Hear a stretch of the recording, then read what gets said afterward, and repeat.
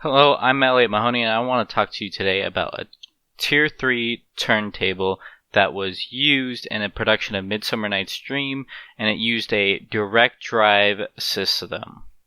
Shown here is the scene designer Jody, Sekas, and I taking measurements of the automation system. The automation system would convert AC power into DC power, and it would also handle up the ramping up and the down ramping of the automation system and the turntable itself. This would make sure that parts of the turntable weren't shock loaded and actors weren't thrown off of balance due to abrupt forces.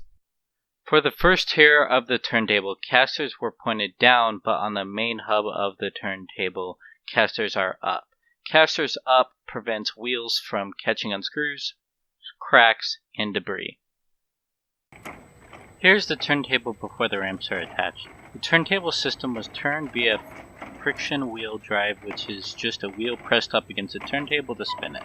There are many ways to do a turntable, like chain, belt, or gear drive. Friction drive is just what was chosen because we already had an Allen Bradley Rockwell PLC that was hooked up to this DC motor with a pneumatic wheel on it. What we use is pretty outdated when we have companies like Creative Connors that make very easy to use systems for educational institutions. Hey, thanks for watching. If you like this, press that like button. If not, please leave a comment below.